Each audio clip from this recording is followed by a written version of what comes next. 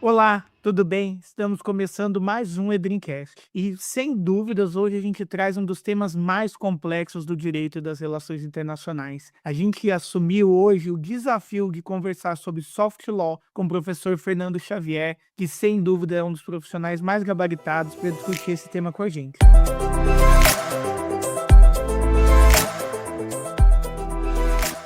Professor Fernando Xavier, para quem ainda não o conhece, é professor associado do Instituto de Ciências Jurídicas e professor colaborador no programa de mestrado em Sociedade e Fronteiras da Universidade Federal de Roraima. Ele também é professor associado do curso de Direito e professor permanente do programa de mestrado profissional em Direitos Humanos e Cidadania da Universidade Estadual de Roraima. Ele é doutor em Relações Internacionais pela Universidade de Brasília e doutor em Sociologia e Direito pela Universidade Federal Fluminense. E para essa discussão de hoje, a gente traz um dos temas que traz mais dúvidas quando a gente fala em direito internacional. O que é soft law? Tem como o law ser soft? Qual é a relação entre essas duas palavras que juntas fomentam um conceito muito precioso para quem trabalha e pratica direito e relações internacionais? E com as recentes transformações, com os eventos recentes que a gente vem visualizando na sociedade internacional, compreender as diversas formas pelas quais o direito internacional se manifesta é cada vez mais necessário para conseguir não só aplicá-lo, mas como imaginar a sua evolução. Não só imaginar,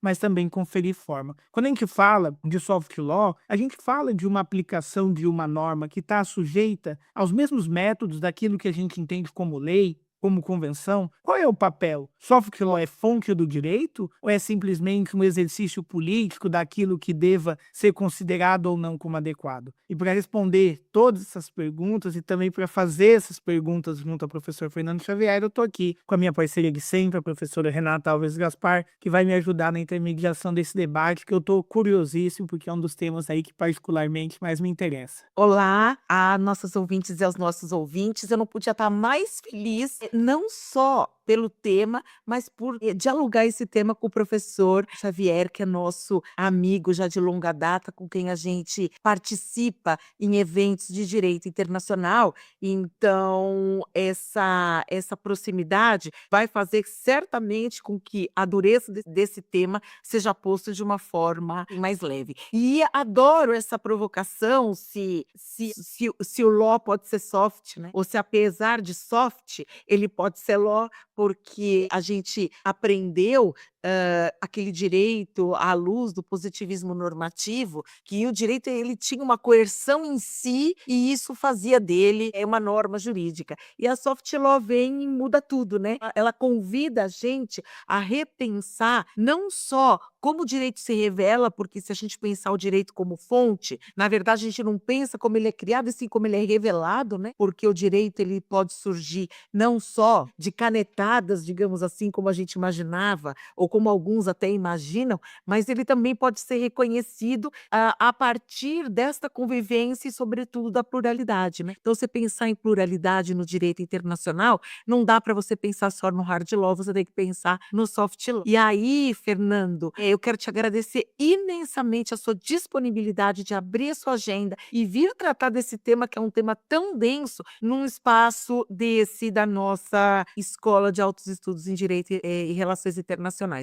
Então, eu acho que a melhor forma da gente começar, como se diz no popular, é pelo começo, né? O que é a soft law? Bem, desde logo agradeço bastante pelo convite, aos meus amigos Paulo e Renata, cumprimento a todos os que acompanham o Edreamcast. Eu acho que vocês já tocam num ponto muito importante, né? Como é que a ideia de soft law parece tão paradoxal. Então, o que é o soft law? Nós aprendemos que soft law seriam documentos, a gente está falando de documentos internacionais, que são criados através de um processo de negociação que não é um processo habitual, negociação direta entre os estados, diferentemente dos tratados em que os representantes dos estados sentam à mesa, expõem ideias, propõem um texto e opinam diretamente sobre a inclusão ou não de uma determinada cláusula, quer dizer, uma negociação direta mesmo.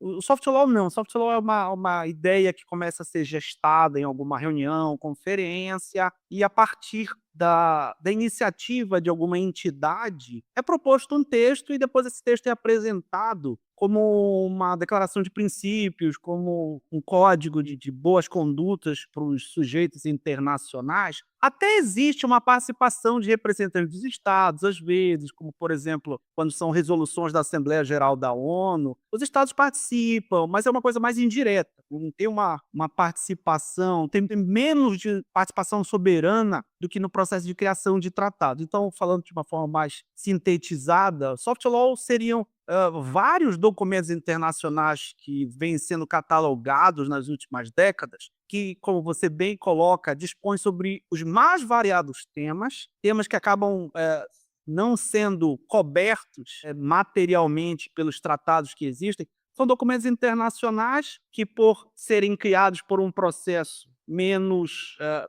participativo da comunidade internacional, não vão ter o grau de vinculatividade que os tratados têm. Então, sempre se destaca essa característica dos instrumentos de soft law. Eles não são obrigatórios, eles são recomendatórios. Eles aparecem como esses documentos que tentam criar, junto aos estados, uma posição de boa intenção em relação a alguns temas. Então, são documentos recomendatórios. Perfeito, professor. E muito bom essa definição. E pensando nesses documentos recomendatórios, documentos esses que têm aí diferentes origens, eu acho que a gente pode pensar neles como os policies, os guidelines. E aqui eu coloco, eu acho que eu queria ouvir do senhor, inclusive, esse avanço do direito internacional nos traz algumas complexidades, inclusive linguísticas, né? E aqui eu lembro do episódio que a gente gravou com a professora Eloá Fígaro, dessa dificuldade que hoje a gente tem de determinar a palavra exata em português para alguns desses termos, né? Qual a palavra que eu vou atribuir para policy, qual a palavra que eu vou atribuir para guideline, mas esse não é o objeto exato aqui da nossa discussão, mas queria ouvir sobre a inclusão desses documentos, e são essas as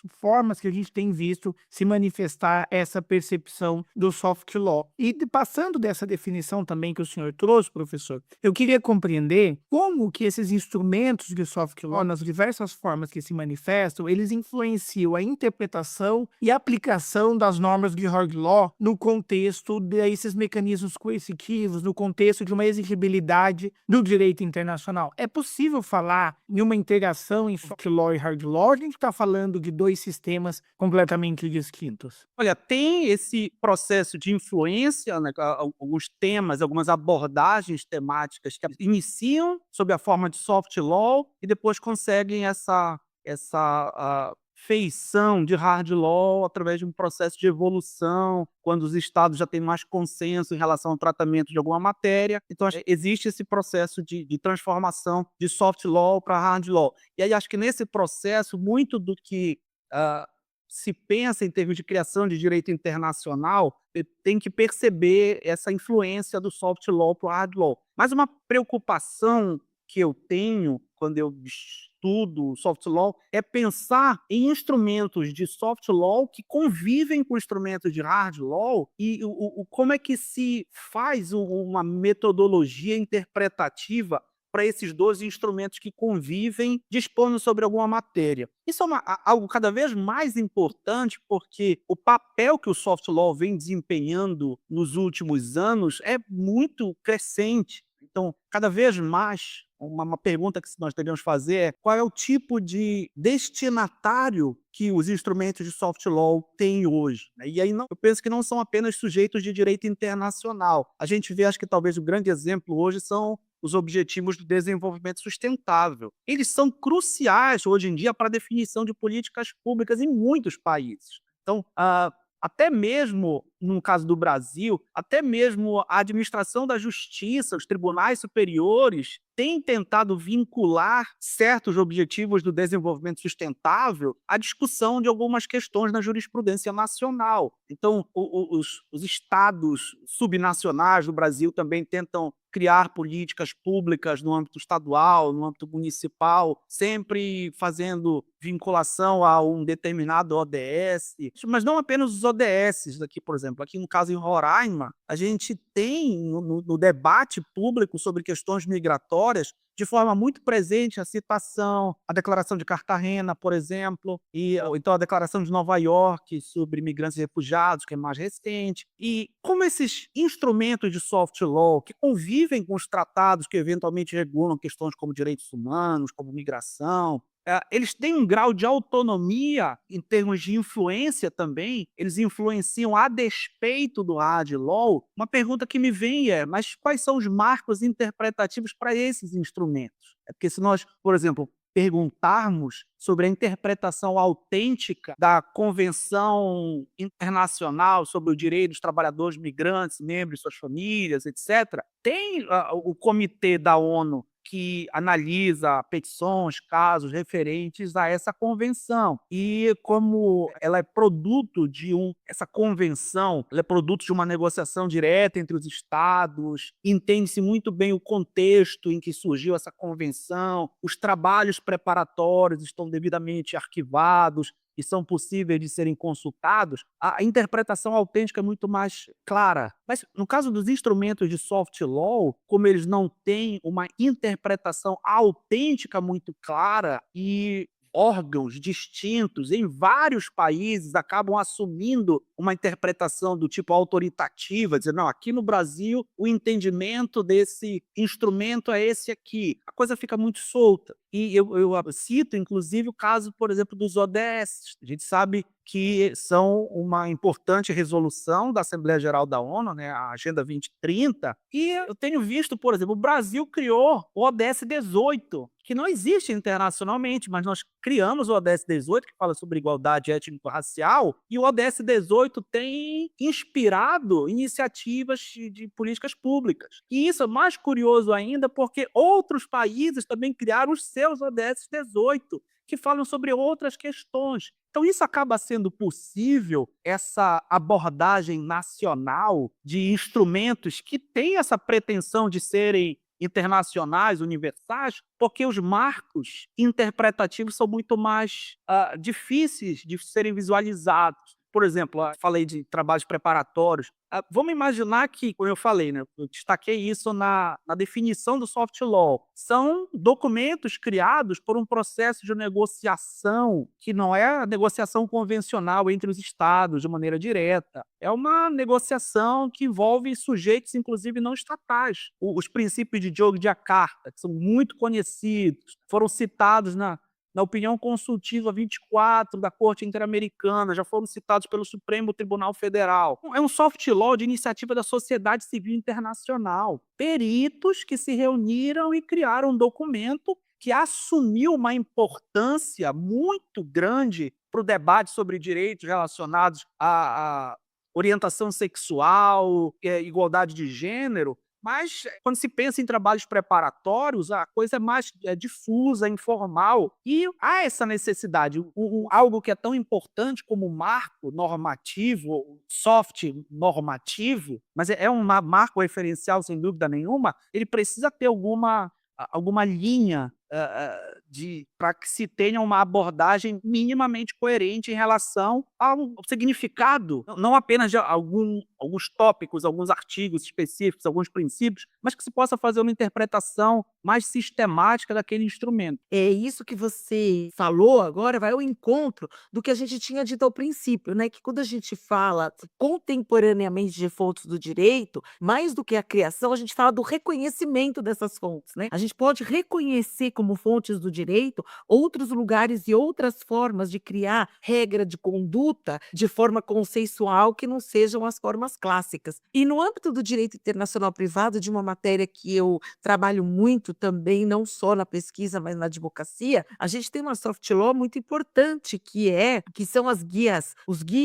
práticos da Convenção de Haia sobre o sequestro internacional de menores, de crianças, que fazem uma espécie de, às vezes, recall protocolo, ou às vezes de interpretação, declaração de interpretação de dispositivos da Convenção de Haia, que eles percebem que há problemas na interpretação quando da sua aplicação nos estados. E um muito importante para a gente, para mim, sobretudo no exercício da advocacia, é um guia que muito antes dos tribunais reconhecerem que a violência doméstica era uma exceção para aplicar o retorno imediato da criança, esse guia veio e disse que sim, que a violência doméstica ela está inserida nas exceções da convenção e no exercício profissional a LEC pede a aplicação desse instrumento, que na verdade é um instrumento de soft law, né? E pensando nisso, nessa toada, eu queria que você, se você puder comentar com a gente, para além do instrumento de soft law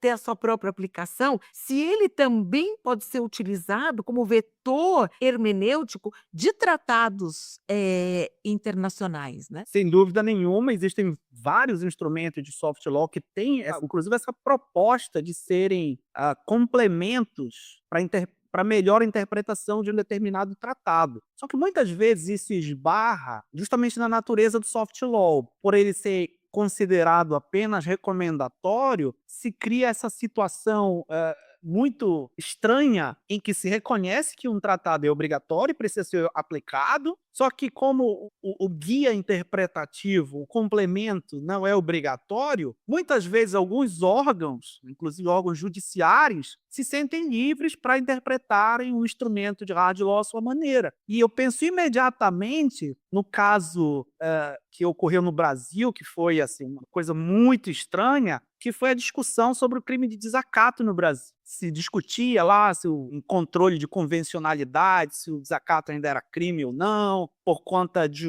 uma tensão entre o Código Penal e a Convenção Americana sobre Direitos Humanos. E chegou à última instância e o STF disse que não tem problema, sendo que existe um soft law que complementa a Convenção Americana, a Declaração sobre o Princípio de Liberdade de Expressão da OEA.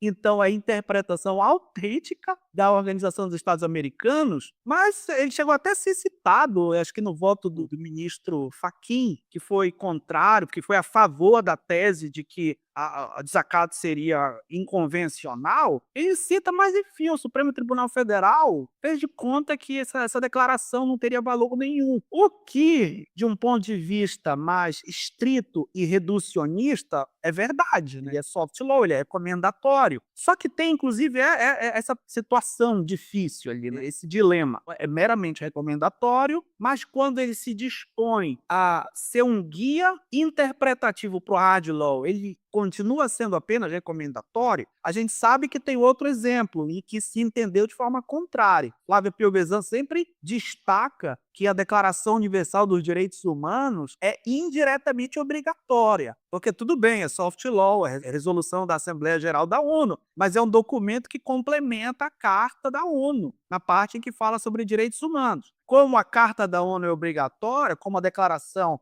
faz esse trabalho complementar de explicar o que são os direitos humanos citados na Carta da ONU, então é indiretamente obrigatória. Mas para explicar essa quase obrigatoriedade do soft law, ou pelo menos dos instrumentos soft law que se conectam, se conjugam a um determinado tratado, que tem essa função complementar, é complicado, né? É difícil. Sem dúvidas, professor, e conseguir conjugar esses diferentes mecanismos traz algumas complexidades para que a gente consiga avaliar. Eu acho que traz também alguns questionamentos, e aqui eu queria até fugir um pouco do que a gente tinha pensado como script, e trazer um questionamento sobre as convenções internacionais que eventualmente não entrem em vigor por não terem atingido o número mínimo de países signatários. Essas convenções, elas decorrem, no mínimo, de um espaço de discussão legítimo internacional, no qual os países estão representados pelas suas autoridades diplomáticas, se discute uma interpretação do direito internacional, e essas decisões que se convertem ali na forma de uma convenção, entendo que mesmo quando essa convenção não entra em vigor, por não atingir o número dos países necessários, ali o número de países que deveria ratificar, ela deve exercer alguma função na interpretação do direito internacional e na sua aplicação. A gente pode enquadrar essa convenção ainda não em vigor como um soft law, a gente pode utilizar ela como um critério interpretativo legítimo, principalmente por ela ser produzida dentro de um espaço de discussão, porque muitas vezes, quando a gente pensa em alguns documentos que são produzidos por organizações internacionais, ali por meio da sua função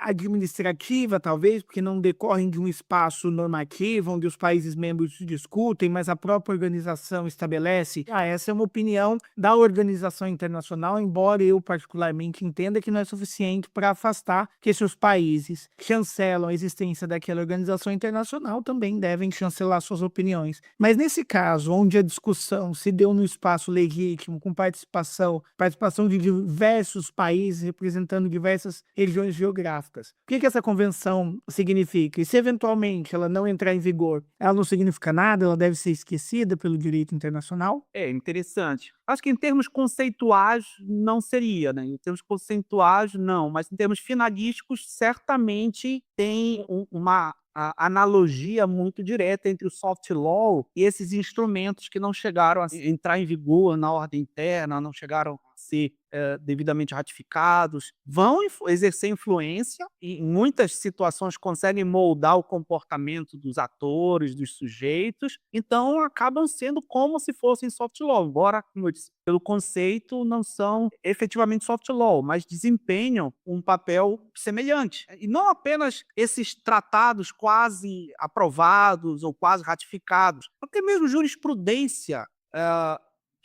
de tribunais de outras regiões desempenham esse papel, né? A gente sabe que por exemplo, a Corte Interamericana ou até mesmo tribunais nacionais brasileiros, às vezes citam jurisprudência da Corte Europeia de Direitos Humanos. Então, aquela dead cross reference, isso também é uma forma de usar como argumento jurídico válido fontes que não são necessariamente obrigatórias, porque aí a jurisprudência regional europeia de direitos humanos não é vinculante para o Brasil. Assim como esses tratados que não chegam a serem devidamente incorporados. Então, por conta disso, não são obrigatórios, vinculantes, imperativos. Mas, sem dúvida nenhuma, exercem algum tipo de guia para a interpretação de algumas questões. A gente sabe que o Brasil até hoje não ratificou a convenção, aquela convenção que eu citei, dos trabalhadores migrantes e membros de suas famílias. Isso não quer dizer que essa convenção não tenha algum valor ou algum prestígio quando se discute questões relacionadas a trabalhadores migrantes no Brasil, né? Eu já vi, pelo menos no campo doutrinário, essa convenção da ONU ser utilizada como um argumento muito forte para se discutir direitos humanos de trabalhadores migrantes.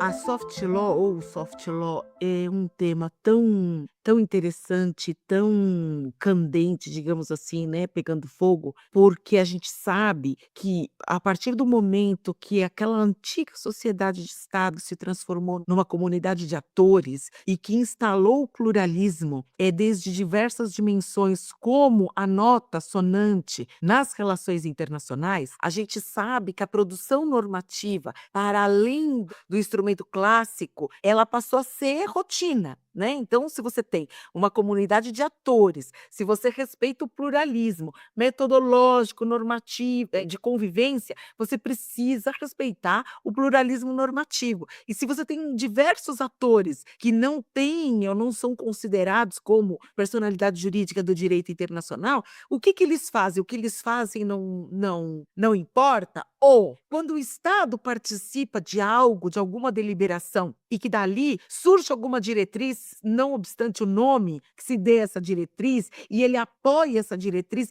esse apoio não serve de nada. E eu fico me lembrando aqui do caso que a gente discutia antes de discutir soft law, a gente discutia se a declaração unilateral era uma fonte do direito internacional, né? Então aí a gente tem casos já julgados pela Corte Internacional de Justiça, em que considerou a declaração declaração unilateral de um ministro de Relações Exteriores como sendo uma norma que tem que ser aplicada, ou seja, se ele disse isso, tem que considerar isso. Se isto é verdade, digo eu sempre para os meus alunos, como a gente vai obviar, e pensando na Declaração de 48, obviar que por unanimidade os países aceitaram e dizer que aquilo é qualquer coisa menos law, né? Qual é a responsabilidade? Se a gente está pensando no direito como binômio deveres e direitos, qual a responsabilidade que se tem quando você declara um algo, né? Sobretudo no âmbito dessa comunidade de atores. E aí, nesse sentido, a gente pensar no soft law, os alunos falam, mas professor, então o que que é, né? A gente fica falando, dando esses conceitos. Seria viável pensar como um complemento dessas suas respostas, assim, para te ouvir de forma mais ampliada, a gente pensar que a gente poderia considerar soft law tudo que não é hard law? Como você vê uma expressão como essa?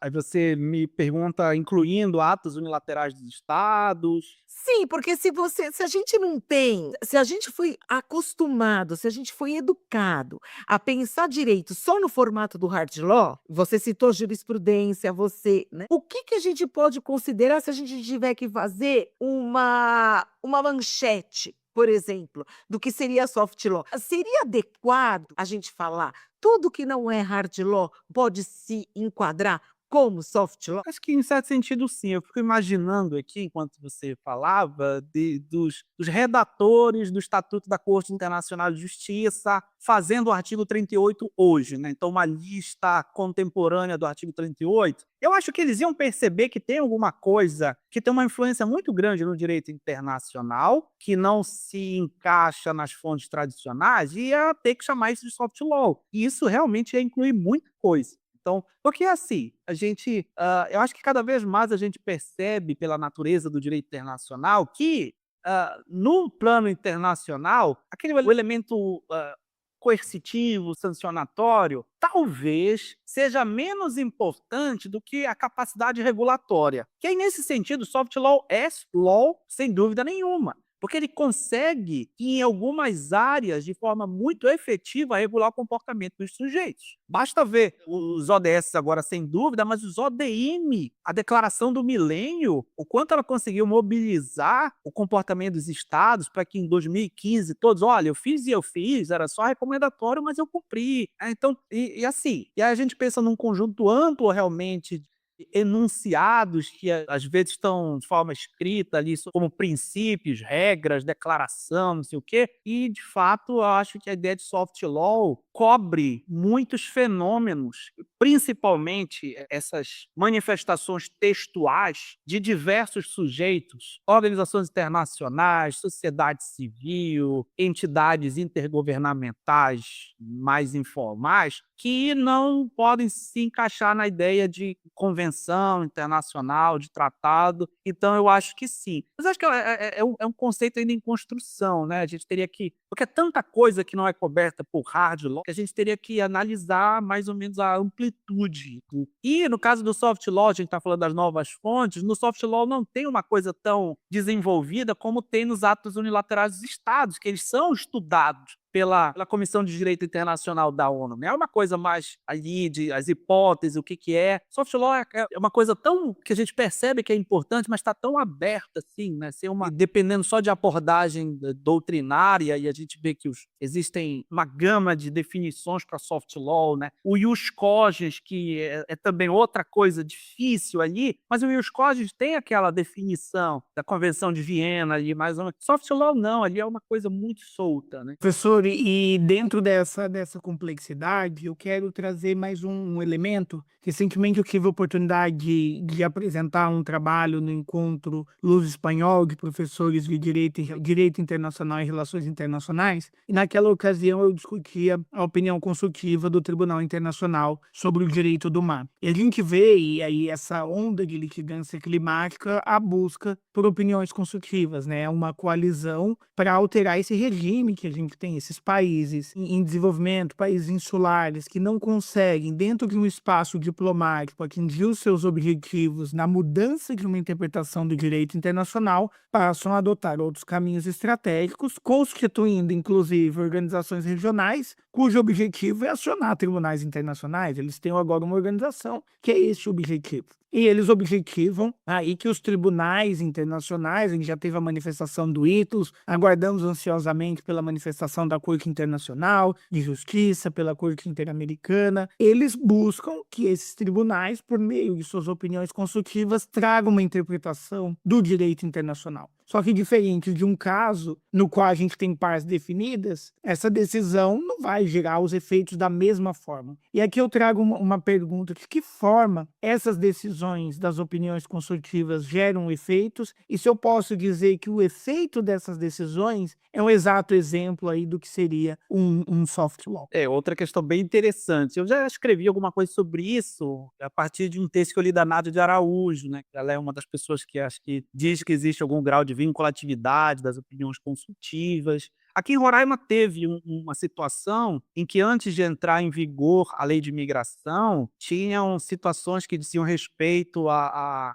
crianças migrantes venezuelanos que estavam nas ruas, e aí se discutia se elas tinham direito a alimentação, abrigamento, refeições diárias, etc. E aí, para fundamentar esse direito, como não havia ainda a lei de imigração, e para não citar apenas o ECA e leis nacionais, o Tribunal de Justiça aqui em Roraima citou uma opinião consultiva, acho que é a opinião consultiva 18, que fala sobre as crianças migrantes no âmbito do Mercosul. E, assim, o que ficou mais ou menos implícito é que essas opiniões consultivas não eram meros pareceres, tinham algum grau de vinculatividade, mas estão no mesmo nível do hard law, estão quase alcançando um reconhecimento como norma obrigatória. Eu até acho interessante que o Marcelo Varela, ele evita falar soft law, ele prefere falar soft norm, que aí parece que fica mais condizente com o papel que o soft law vem desempenhando hoje em dia, né? Normativo mesmo. Mas, enfim, eu acho que,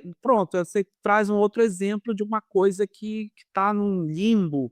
Mas eu acho que até nas opiniões consultivas, no caso das opiniões consultivas, a gente consegue, por alguns exemplos, imaginar que elas tendem a ser consideradas vinculativas, pelo menos para os estados que as solicitam, né? Mas uma coisa que eu recordo também é do soft law, a relação do soft law com o controle de convencionalidade, que aí eu falei do caso do soft law aqui da OEA, Declaração de Princípios sobre Liberdade de Expressão, que foi ignorada. Quando se pensa em termos de controle de convencionalidade, a gente sabe que, por exemplo, existem outros instrumentos só da OEA, aí principalmente a Declaração Americana sobre Direitos e Deveres do Homem, que sempre entra no pacote lá de fontes que são citadas em petições encaminhadas para o sistema interamericano. Então, o Estado violou os artigos tais da Convenção, mas às vezes também se cita a Declaração Americana, Convenção de Belém do Pará, etc, etc. E esse conjunto todo é levado em consideração quando se faz o controle de convencionalidade aqui no sistema interamericano. Mas tem outros instrumentos de soft law. E aí, no caso do desacato, esse soft law importantíssimo, essa declaração de princípios, foi ignorada. E aí, como é que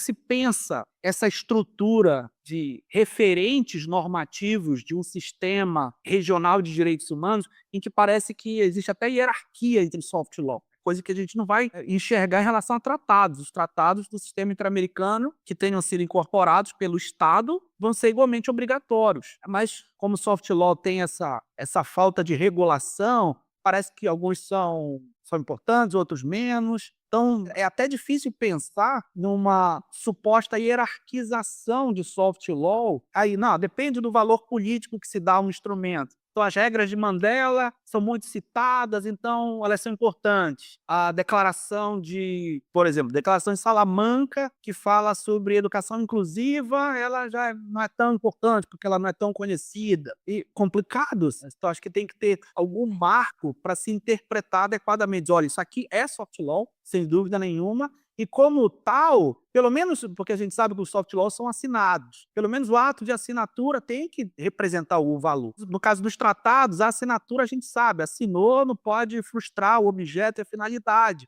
Soft law, como foi o Pacto Global para as Migrações, a gente viu que o Brasil assinou, que a gente sabe que no soft law não é muita coisa, mas depois o governo Bolsonaro, o ministro de Relações Exteriores, fez questão de desassinar. Isso significa alguma coisa em relação a relação do Estado com o instrumento soft law, assinar, não assinar? Eu penso que sim. Eu penso que isso tem que significar alguma coisa, assim como significa no caso dos tratados. Pelo menos um compromisso de boa vontade ou de coerência, porque eu acho que tem elemento de boa-fé também. A interpretação com base na boa-fé do Estado que adere ao instrumento, isso tem que valer também para o soft law. Sim, eu fico te ouvindo aqui, pensando em todas as vezes que eu falei na graduação sobre esse tema e até na pós-graduação, o que a gente percebe é que como é um tema muito recente, porque historicamente foi ontem, né, então a gente pensa quando surge, essa pluralidade de atores e essa pluralidade de instrumentos, que a gente começou a dar uma série de nomes, porque eles destoavam do instrumento clássico, né, então por ser muito novo, pouco conhecido, pouco trabalhado, pouco aplicado, ele acaba gerando, às vezes, dúvidas, né? Dúvidas. Não sei nem se conta a sua existência, porque para mim eles existem. E eu sou partidária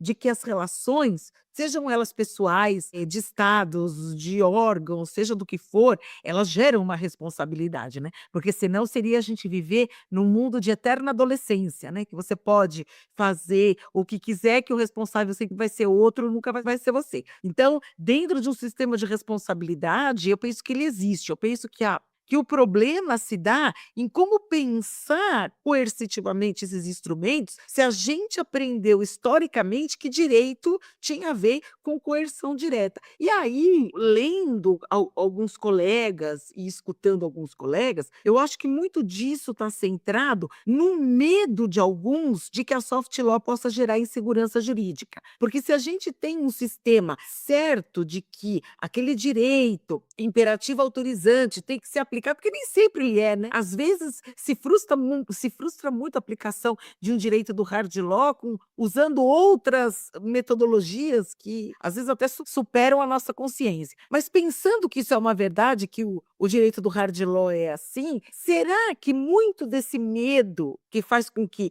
se tenha uma ambiguidade ao reconhecer a existência do soft law não está centrado no fato de se pensar que ele pode gerar uma insegurança jurídica nesse sistema? Eu gostaria de te ouvir sobre isso, sabe? Tá. Eu acho que ele tende a gerar insegurança, porque eu imagino assim, 3 vias para, entre aspas, incorporação do soft law no âmbito interno dos estados. Pelo executivo, inspirando políticas públicas, por exemplo, a administração penitenciária, políticas públicas relacionadas à segurança alimentar, e aí eu estou pensando naquela Declaração de Roma, enfim, inspirando políticas públicas e sendo incorporada pelo Poder Executivo ou inspirando o Legislativo, a produção normativa interna, criando leis que tenham o espírito soft law, ou o que eu acho que seria o ideal, a incorporação pelo Poder Judiciário, em que um tribunal qualquer cita um instrumento e o utiliza não apenas como obter dictum, mas como a razão de decidir de alguma questão. E aí o nome, inclusive, do soft law, do instrumento, passa a constar num repositório jurisprudencial. Eu acho que quando ela é incorporada pelo executivo, ela tende a gerar alguma insegurança jurídica, porque está no âmbito da discricionariedade do administrador, que parece estar sendo influenciado por um princípio de governança global, internacional, que ele considera importante, mas que, em todo caso, não é imperativo. Então, eu acho que nesse sentido, eu estou falando internamente, ele tem uma incorporação precária. Agora, quando ele inspira e passa a ter esse formato normativo, ele acaba contornando essa insegurança e passa, não, opa, não é? Não, tudo bem, soft law é recomendatório, mas veja você que o Tribunal Superior citou esse instrumento, então ele passa a ter essa forma normativa por conta de um escudo da jurisprudência nacional. No âmbito internacional, a coisa é bem mais complicada, né? Porque no âmbito internacional, a gente sabe que existem âmbitos de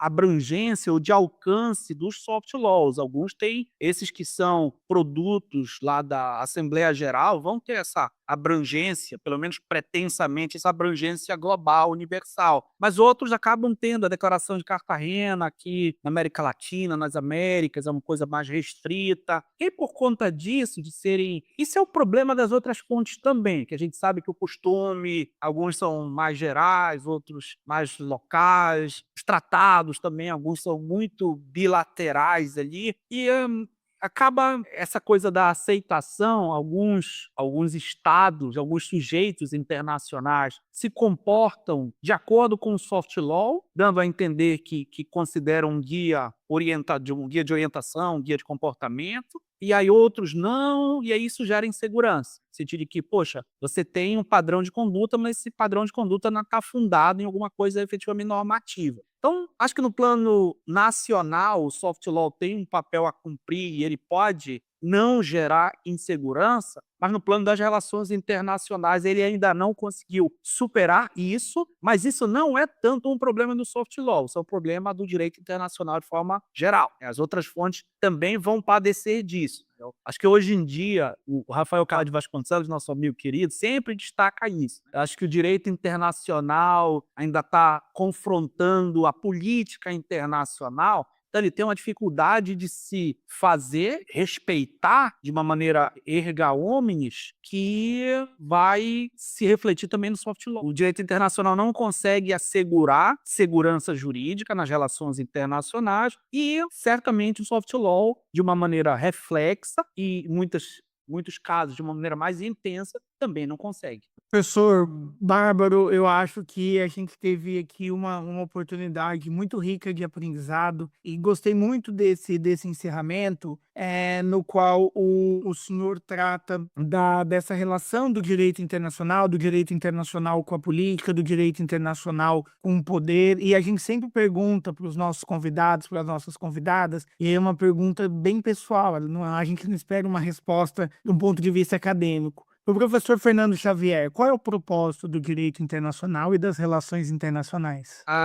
Boa pergunta, Paulo. Acho que o direito internacional é uma área do conhecimento que pode nos ajudar a entender um pouco melhor esse mundo tão complexo que a gente, de outro modo, não conseguiria tornar inteligível. Então a gente vê hoje guerras e crises políticas, crises humanitárias relacionadas à migração, a questões como o clima. E a gente não consegue entender como é que isso poderia ser organizado, estruturado de uma maneira a poder ser enfrentado. Eu acho que o direito internacional pode nos ajudar nesse sentido, né? Imaginar que é possível criar estándares que possam mobilizar os sujeitos, e aí pensando estados, organizações internacionais, sociedade civil internacional, indivíduos, a tentarem se coadunar com algum tipo de programa que nos permita, se não vencer esses desafios globais, mas pelo menos entendê-los. Então, acho que o propósito do direito internacional, primeiramente, é epistêmico. Ele é uma epistemologia importante para a gente entender o mundo.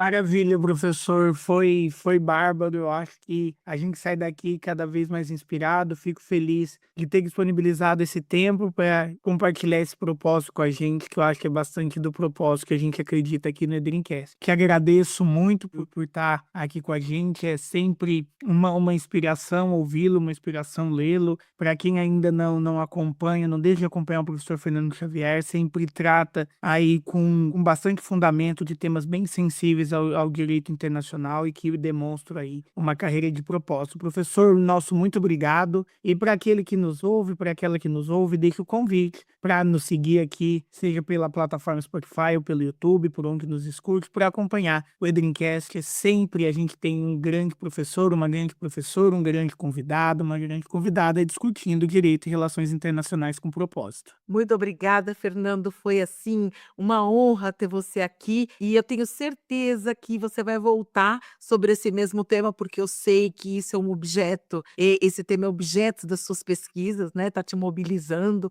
agora e a gente vai gostar muito de te escutar novamente quando isso entrar num outro patamar, num outro step, esses resultados. Muito obrigada. Eu agradeço a vocês e agradeço a todos os que acompanham a Dreamcast.